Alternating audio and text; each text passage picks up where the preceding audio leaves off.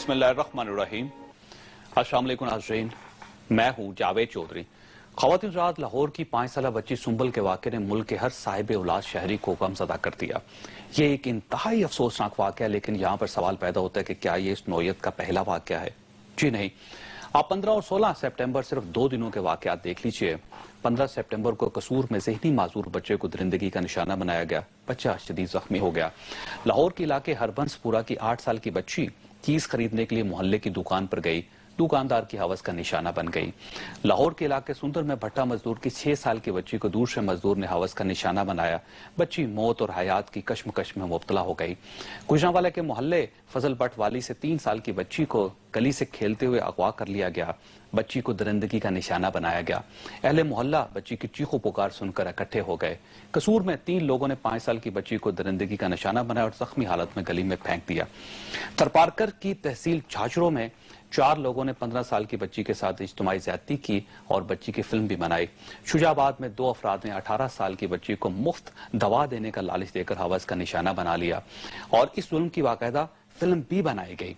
हाल में 64 साल के बुजुर्ग ने 5 साल की बच्ची के साथ ज्यादती की। कमालिया में मुलजम घर की दीवार फलांग कर अंदर दाखिल हुआ और 14 साल की बच्ची को हवस का निशाना बनाया। सरगोदा के गांव इस्तकलालाबाद में स्कूल जाती हुई 13 साल की बच्ची अगवा हुई और ज्यादती के बाद कत्ल कर दी गई। फैसलाबाद में 7 साल की बच्ची को अगवा के बाद ज्यादती का निशाना बनाया गया और कत्ल कर दिया गया। फैसलाबाद के इलाके कंजवानी में 15 साल की खाना बदोश बच्ची दरिंदगी का निशाना बन गई और टोपा टेक सिंह की फर्स्ट ईयर की बच्ची को 3 लोगों ने अगवा किया, ज्यादती का निशाना बनाया और जख्मी हालत में कब्रिस्तान छोड़ गए। मुलाहिजा कीजिए कि इन जालिमों को कब्रिस्तान भी नजर नहीं आया। और ये ख़वातीन हज़रात सिर्फ 2 दिन के वाक़यात है, जबकि आज भी पेशावर में 2 बहनों के साथ ज्यादती का वाक़या रिपोर्ट हुआ। एक रिपोर्ट के मुताबिक 2012 में ऐसे 5660 केसेस रिपोर्ट हुए, जबकि रिपोर्ट ना होने वाले वाक़यात की तादाद इससे कहीं गुना ज्यादा है। इन केसेस में 945 बच्चे और बच्चियां जान से गई, जबकि 1100 बच्चे शदीद जख्मी हो गए। 2600 बच्चे अभी तक गायब हैं। ये क्या हो रहा है? क्या ये दरिंदों का माशरा है? अगर हाँ, तो इसे इस्लामी माशरा कौन बनाएगा? ये वाकयात दीन से दूरी की वजह से वकूफ पजीर हो रहे हैं या समाजी इंसाफ की कमी इनका जरिया बन रही है? और कहीं हम इस नौयत के मुजालिम की वजह से तो माशरती तबाही के धाने तक नहीं पहुंच गए? हम आज के प्रोग्राम में ये डिस्कस करेंगे। हमारे साथ इस वक्त आलम इस्लाम के नामवर मजहबी स्कॉलर मौलाना तारक जमील साहब मौजूद हैं। मौलाना अस्सलाम वालेकुम। वालेकुम अस्सलाम वरहमतुल्लाहि वबरकातुहू। मौलाना ये फरमाइए कि क्या बुरे से बुरा और काफर से काफर तरीन समाज भी हमसे आज बेहतर महसूस नहीं हो रहा आपको? बिस्मिल्लाहिर्रहमानिर्रहीम। अस्सलातु वस्सलामु अला रसूलिहिल करीम व अला आलिहि व सहबिहि अजमईन। जावेद भाई, जो अभी आप रिपोर्ट पढ़ रहे थे, उसके बाद तो लगता है कि हम किसी जंगल में रहते हैं, मुल्क में नहीं रहते। और इसमें मैं आपका आज का कॉलम था गालिबन, वो पढ़ रहा था, तो वो एक बहुत बड़ा इसका सबब है कि जब हुकूमतें कमजोर हो जाती हैं और कानून की गिरफ्त कमजोर हो जाती है, तो फिर ऐसे ये अनासर मुंह जोर हो जाते हैं। इसमें बहुत बड़ा किरदार हुकूमत की कमजोरी है और फिर उसके साथ हमारी अपनी माशरती गिरावट, अखलाकी गिरावट, दीन से दूरी, आखरत का तसव्वुर मध्यम हो जाना, जन्नत और जहन्नम का तसव्वुर तकरीबन खत्म हो जाना, ये सारी चीजें मिलकर ही इन सारे गुनाहों को एक प्रमोट कर रही हैं। अच्छा, ये फरमाइएगा कि ये दीन से दूरी है या स्टेट की कमजोरी है या इंसान की बैसीते इंसान इनफरादी तौर पर उसकी खामी है, क्या है ये? इंसान तो जावेद भाई अल्लाह की तालीमात से ही इंसान बनता है। तो अल्लाह पाक ने जिन चीजों को वाज़े कर दिया, कुरान हमारे सामने मौजूद है, हलाल भी बता दिया, हराम भी बता दिया। अल्लाह के नबी ने फरमाया अल हलाल बय्यिन वल हराम बय्यिन, हलाल भी वाज़े है, हराम भी वाज़े है। और आपने फरमाया तरक्तुकुम अला महज्जतिन बैदा, मैं तुम्हें एक रोशन रास्ते पर छोड़ के जा रहा हूँ जिसमें रात है ही नहीं, لیلھا کنہارھا، اس کی رات بھی ایسی روشن ہے جیسے دن روشن ہے، لا یزیغ عنہا الا ہالک، جو اس سے ہٹے گا وہ ہلاک ہو جائے گا۔ دین سے دوری ہے اور تربیت کا فقدان ہے، دونوں ہی چیزیں ہیں۔ اچھا یہ فرمائیے گا کہ اس کو ٹھیک کیسے کیا جا سکتا ہے کہ جو صورتحال ہے یہ پاکستان کی بدنامی کا باعث بھی بن رہی ہے؟ روز ہم جب اس قسم کی خبریں ٹیلی ویژن پہ دیکھتے ہیں یا اخبارات میں پڑھتے ہیں تو ہمیں تکلیف بھی بہت ہوتی ہے۔ بچیاں اور بچے اب گھروں سے باہر نہیں نکل سکتے، تو اس ساری صورتحال کو مولانا آپ کے ذہن میں کیا آتی، کیا تجاویز ہیں جس سے سوسائٹی کو، اس معاشرے کو ٹھیک کیا جا سکتا ہے؟ ابراہیم علیہ السلام نے جب اللہ تعالیٰ سے مکہ کی جب بنیاد رکھی تو 3 دعائیں مانگی۔ پہلی دعا تھی وَإِذْ قَالَ إِبْرَاهِيمُ رَبِّ اجْعَلْ هَٰذَا بَلَدًا آمِنًا، کہ یا اللہ اس شہر کو امن والا پرامن شہر بنا دے۔ کسی بھی ملک اور قوم اور معاشرے کی جو پہلی بنیادی ضرورت ابراہیم علیہ السلام کی دعا سے یہ واضح ہو رہی ہے کہ وہ امن ہے۔ امن قائم کرنے کے لیے حکومت اور حکومت کے جو کارندے ہیں ان کا دیانتدار ہونا، طاقتور ہونا یہ اشد ضروری ہے۔ دوسری دعا فرمائی وَارْزُقْ أَهْلَهُ مِنَ الثَّمَرَاتِ مَنْ آمَنَ مِنْهُمْ بِاللَّهِ وَالْيَوْمِ الْآخِرِ۔ دوسری بات یہ فرمائی کہ یا اللہ ان کو رزق عطا فرما، ان کو پھل عطا فرما۔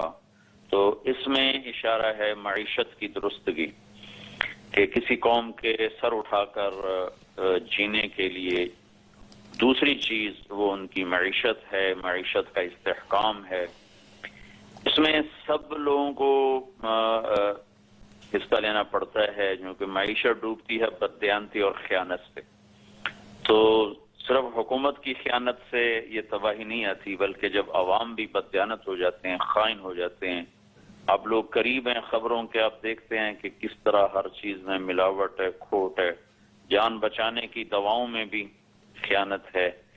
میرے بھائی ڈاکٹر ہیں، وہ میڈیکل کالج میں پڑھتے تھے، تو ان کو وہ بخار ہوا تھا بڑا شدید، تو پروفیسر جو تھے ان کے پڑھانے والے وہ آئے اور ہم دوائیں لائے تھے باہر سے، تو جب ٹیبل پر انہوں نے دوائیں دیکھی تو انہوں نے اٹھا کے ساری باہر پھینک دی، اور اتنے غضبناک ہوئے کہ یہ تو سب غلط دوائیں آئی پڑی، اور اس وقت میرے بھائی کی زندگی اور موت کا مسئلہ بنا ہوا تھا۔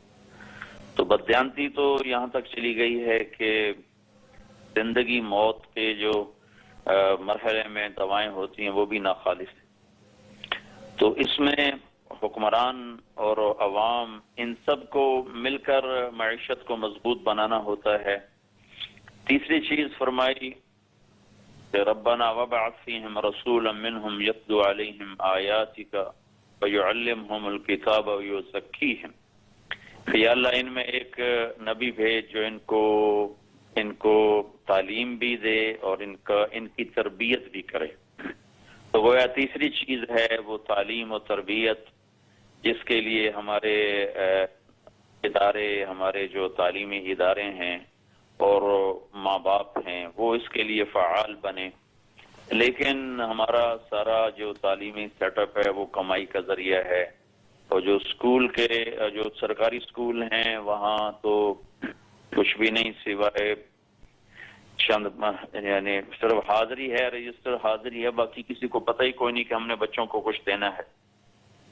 اور جو باقی پرائیویٹ ادارے ہیں تو ان کا مقصد صرف پیسہ بنانا ہے، ان کے سامنے کوئی نسل کی تربیت نہیں۔ میں ابھی 10 ملکوں کا چکر لگا کے آ رہا ہوں، تو میں وہاں سن کے حیران ہوا، سویڈن، ناروے، ڈنمارک میں بچے کو 3 سال کی عمر میں لیتے ہیں اور 7 سال تک اسے کچھ نہیں پڑھاتے، صرف اس کو آداب زندگی سکھاتے ہیں، مینر سکھائے جاتے ہیں ان کو، مینر سکھائے جاتے ہیں، اور 7 سال کے بعد صرف ان کو 1 یا 2 مضمون دیے جاتے ہیں۔ ہمارے بچے پورے وہ گدھے کا سامان لاد کر لے جا رہے ہوتے ہیں، ان کی کمریں دوہری ہو رہی ہوتی ہیں۔ تو یہ 3 بنیادی چیزیں ہیں جو کسی بھی ملک کو، قوم کو فلاحی بناتی ہیں، مثالی بناتی ہیں۔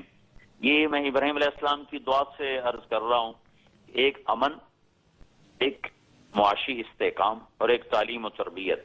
اب یہ تینوں ستون ہمارے گرے ہوئے ہیں، تو اب کس کس چیز پہ آنسو بہائیں اور کس کس چیز کا رونا روئیں؟ لیکن مولانا یہ جو صورتحال ہے درندگی کی صورتحال چھوٹی چھوٹی بچیوں کے ساتھ، اس سے تو معاشرہ ہمارا تباہ ہو چکا ہے. آپ اندازہ لگائیے کہ جنگلوں میں بھی ایسا نہیں ہوتا. جس قسم کی خبریں باہر آتی ہیں روز ہم سنتے ہیں، روز ہم دیکھتے ہیں، خون کے آنسو نکلتے ہیں ہماری آنکھوں سے.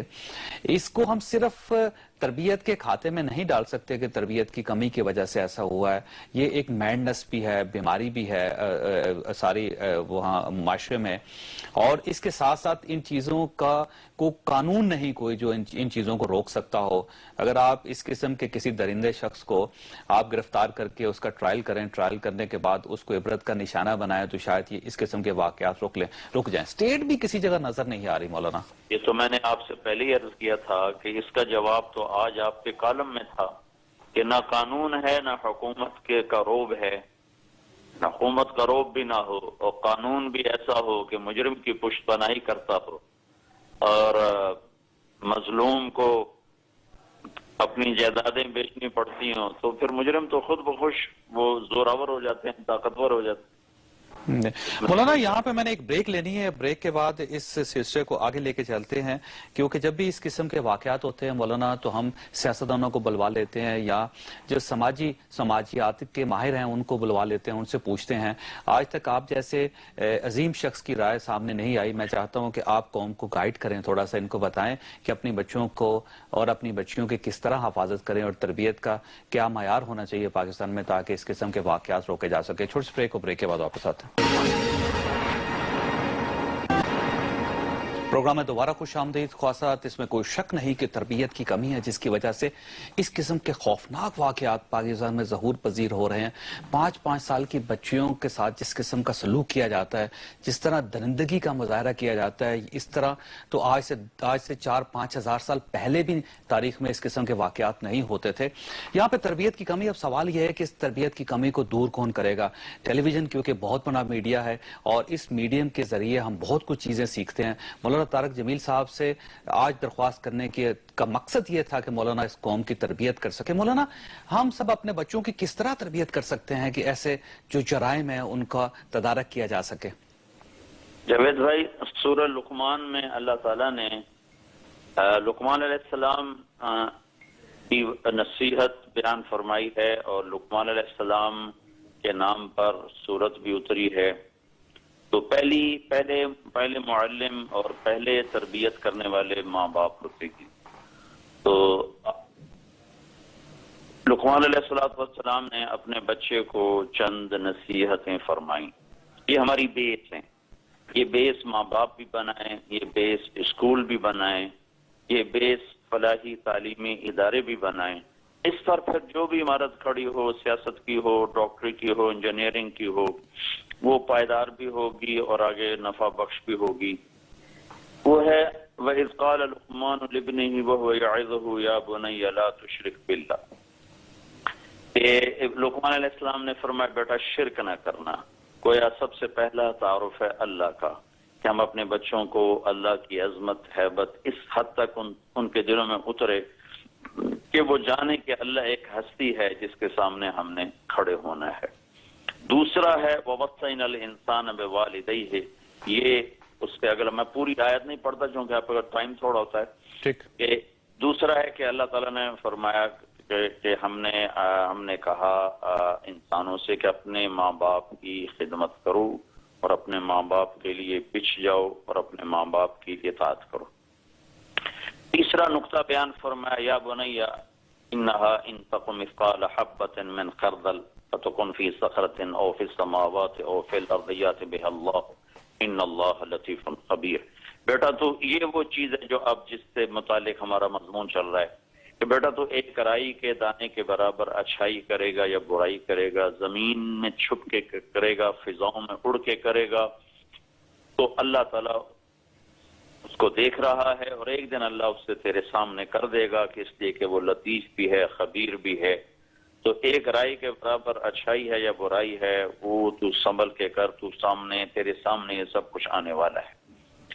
اور چوتھی بنیاد لقمان علیہ السلام نے فرمایا بنیا اقم الصلاۃ، میرے بیٹے نماز پڑھ، وامر بالمعروف، میرے بیٹے بھلائیوں کو ایک دوسرے کو بھلائیوں کے لیے تیار کر، وَنْهَا عَنِ الْمُنْكَرِ، میں بیٹے ایک دوسرے کو برائیوں سے روکنے کے لیے بات کر، وَاصْبِرْ عَلَىٰ مَا أَصَابَكَ، اور میرے بچے جو تکلیف آئے اس پر اللہ کی رضا کے لیے صبر کر۔ اور اس کے بعد اگلی بات بتائی، وَلَا تُصَعِّرْ خَدَّكَ لِلنَّاسِ، لوگوں سے بدتمیز ہو کے بات نہ کر، وَلَا تَمْشِ فِي الْأَرْضِ مَرْحًا، زمین پہ اکڑ کے نہ چل، إِنَّ اللَّهَ لَا يُحِبُّ كُلَّ مُخْتَالٍ فَخُورٍ، اللہ تکبر والوں کو پسند نہیں کرتا۔ وَاقْصِدْ فِي مَشْيِكَ، اپنی چال میں میانہ روی رکھ، وَاغْضُضْ مِنْ صَوْتِكَ، اپنی آواز کو پست رکھ، إِنَّ أَنْكَرَ الْأَصْوَاتِ لَصَوْتُ الْحَمِيرِ، سب سے بری آواز گدھے کی ہے جو شور مچاتا ہے۔ یہ ہنٹس ہیں، یہ پورا ایک تربیت کا ادارہ ہے جاوید، تربیت کا نظام ہے۔ جاوید بھائی، ہمارا مسئلہ یہ ہے کہ ہم نے اللہ اس کے رسول کی تعلیمات کو اپنی زندگی سے نکال دیا ہے، اور اس کو نکال کے ہم اپنے معاشرے کو بنانا چاہتے ہیں۔ بظاہر تو یہ بڑا مشکل ہے، اس کا اس طرح وجود میں آنا بڑا مشکل ہے۔ یہ چند بنیادیں ہیں جو قرآن نے سورہ لقمان میں بیان فرمائی۔ اچھا، اس میں مولانا یہ فرمائیے گا کہ بے راہ روی جو سوسائٹی میں پھیل رہی ہے، آپ دیکھ رہے ہیں فحاشی ہے، عریانی ہے، اس کے ساتھ ساتھ کوئی چیک اینڈ بیلنس نہیں سوسائٹی میں، اور جس قسم کی حرکتیں سوسائٹی کے اندر ہو رہی ہیں ان کا بھی یقیناً افیکٹ ہوتا ہے انسان کے ذہن پہ۔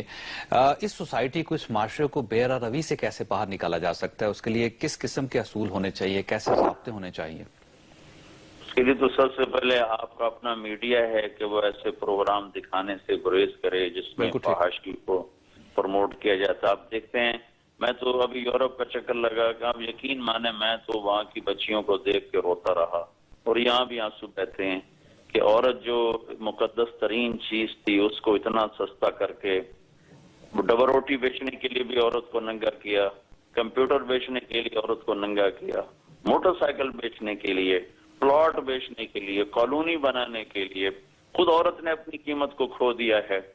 جتنا یہ پردے میں تھی اتنا یہ عزت دار تھی، جتنا یہ پردے سے باہر نکلی اس کی اپنی قیمت بھی گئی، اور فحاشی کا وہ بازار گرم ہوا کہ وہ آگ لگی ہے کہ اسے بجھانا ہی ناممکن ہو گیا ہے۔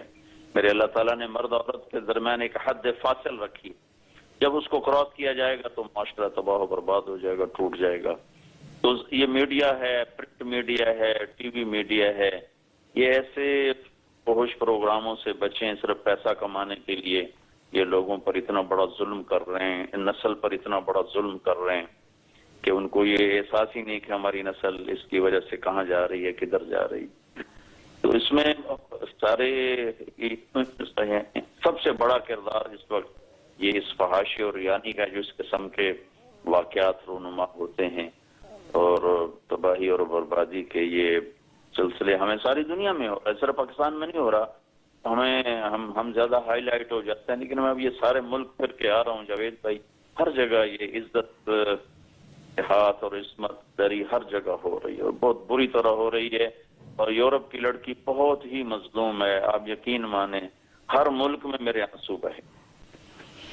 لیکن مولانا، اگر آپ یورپ کو دیکھیں، امریکہ کو دیکھیں، آپ مڈل ایسٹ چلے جائیں، آپ سینٹرل ایشیا چلے جائیں، آپ اس کے ساتھ ساتھ یہ سارا فار ایسٹ دیکھ لیجئے، وہاں پہ بھی ممالک ہیں، اس میں کوئی شک نہیں، وہاں پہ فحاشی بھی ہے، عریانی بھی ہے، کھلی سوسائٹی ہے، کھلا معاشرہ، لیکن وہاں پہ اس قسم کا کوئی واقعہ نہیں ہوگا۔